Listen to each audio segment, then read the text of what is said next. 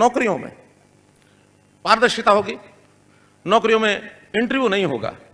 क्योंकि ये इंटरव्यू की ऐसी बीमारी थी जिसके ऊपर कितना ही ठीक कर लो तो भी कहीं ना कहीं लीकेज हो जाती थी, या कहीं ना कहीं शंका बनी रहती थी कि भाई परीक्षा में तो पास हो गया लेकिन इंटरव्यू के अंदर उसने नंबर कम कर दिए,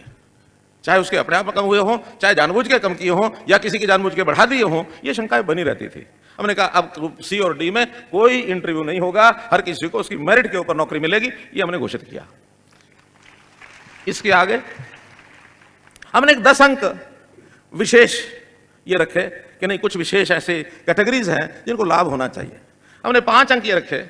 कि कोई विधवा बहन है, उसका बेटा बेटी या मानो खुद है तो उसको 5 अंक अतिरिक्त देंगे ताकि उसको नौकरी का सहारा मिल जाए। हमने 5 अंक और रखे कि जिसके घर में एक भी नौकरी नहीं है, जिसके घर में माता जी की, पिताजी की, भाई की, बहन की, बेटी की, पत्नी की, किसी की नौकरी नहीं है, या लड़की है तो पति की, यानी जिसके घर में एक भी नौकरी नहीं है उसको 5 नंबर अलग देंगे ताकि अंत्योदय की भावना से हर परिवार में कम से कम एक नौकरी जाना शुरू तो हो। ये एक नया हमने पहलू किया।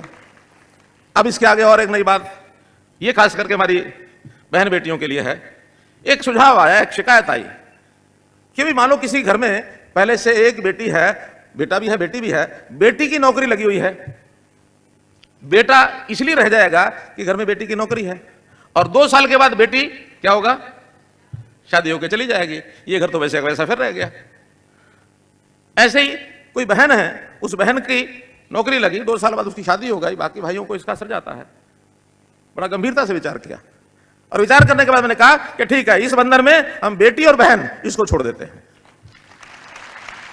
बेटी बहन की नौकरी भले ही हो, बाकी किसी की नहीं होनी चाहिए, और बाकी किसी की होगी तभी उसको 5 नंबर नहीं, बाकी किसी की नहीं होनी चाहिए, उसको 5 नंबर मिल जाएंगे।